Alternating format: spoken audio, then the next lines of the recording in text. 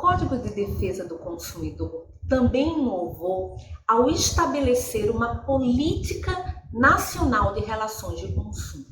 E essa política nacional de relações de consumo tem um objetivo de atender às necessidades dos consumidores, sempre prisando o respeito à sua dignidade, saúde, segurança, proteção de seus interesses econômicos, a melhoria da sua própria qualidade de vida, bem como a transparência e harmonia das relações de consumo. E para isso, ele estabelece alguns princípios, né? O primeiro princípio é o reconhecimento da vulnerabilidade do consumidor no mercado de consumo. No direito é muito utilizado aquela balança, né, para identificar quem seria da área. E aquela balança, quando ela está diferenciada, né, com pesos diferentes, ela vai representar que alguém está em domínio e outra pessoa é vulnerável nessa relação. Por isso que o Código de Defesa do Consumidor, através da política nacional, reconhece que nessas relações o consumidor ele está em desvantagem. E a legislação vem justamente para tentar reequilibrar a relação de consumo. Então, o reconhecimento da vulnerabilidade do consumidor no mercado de consumo se torna um instrumento, um princípio da Política Nacional de Relações de Consumo.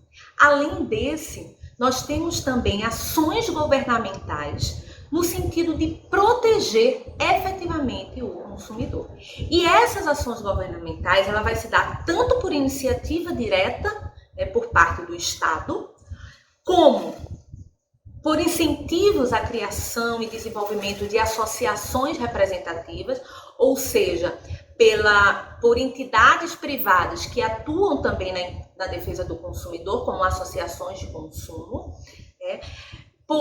pela presença do próprio Estado no mercado de consumo, em determinadas situações, o Estado ele vai ser um agente econômico e dessa forma, enquanto agente econômico, ele também precisa observar a proteção de forma efetiva do consumidor e pela garantia de produtos e serviços com padrões adequados de qualidade, de segurança, de durabilidade e também de desempenho.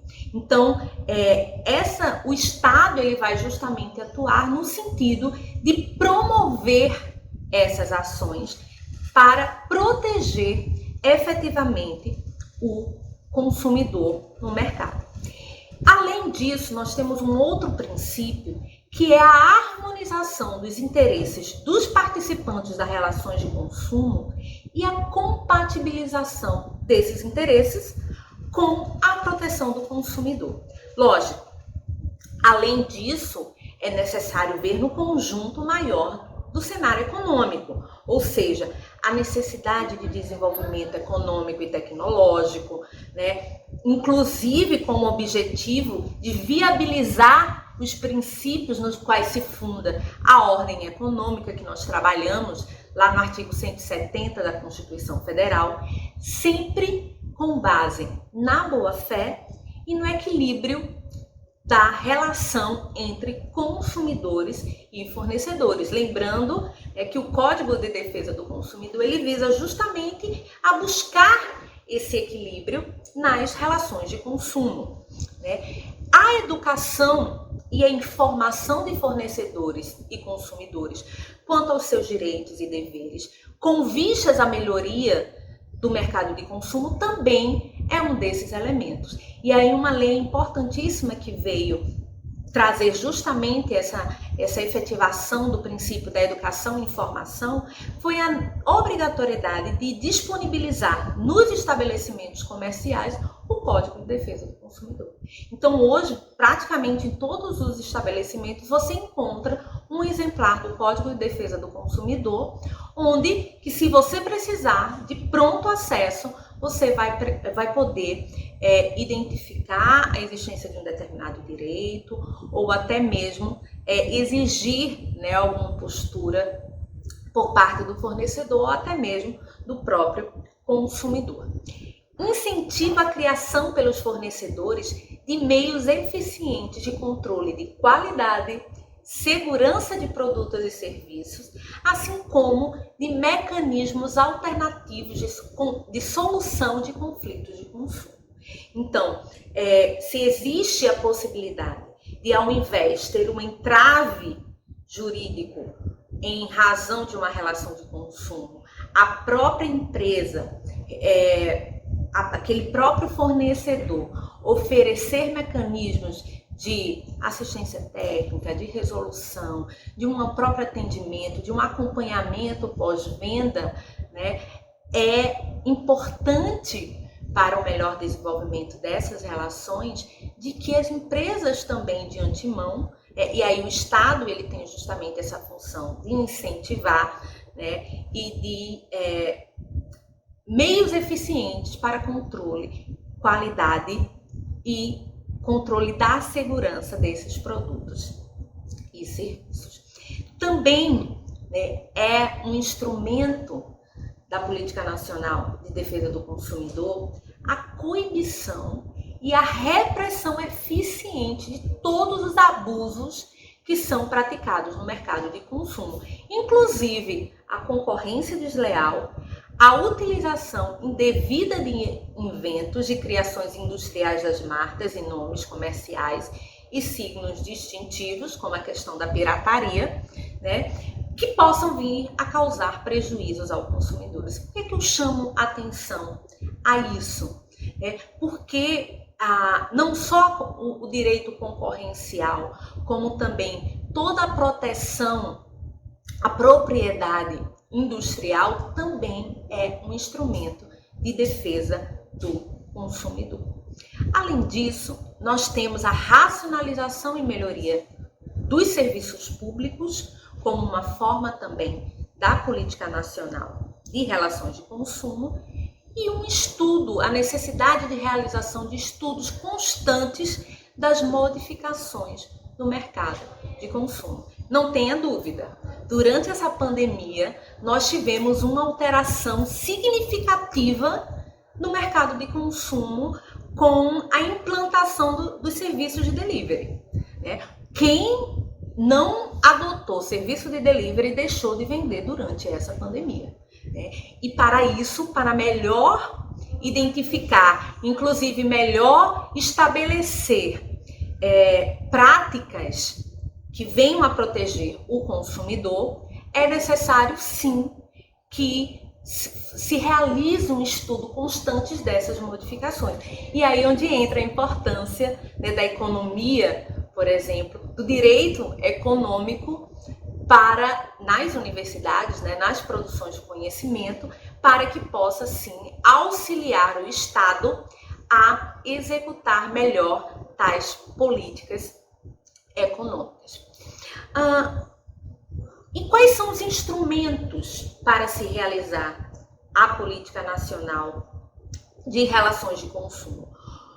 Para executar essa política, o poder público ele deve contar com vários instrumentos, né? E ele apenas elenca alguns, né? Mas entre outros, ele fala entre outros, ou seja, não é um rol fechado, não é um rol taxativo, é apenas um rol exemplificativo. Nós temos a manutenção da assistência jurídica integral e gratuita para o consumidor carente, ou seja, a atuação das defensorias públicas ou das assistências jurídicas nos PROCONs, também são meios de você realizar de forma executiva mesmo a Política Nacional das Relações de Consumo, há instituições de promotorias de justiça e defesa do consumidor no âmbito do Ministério Público.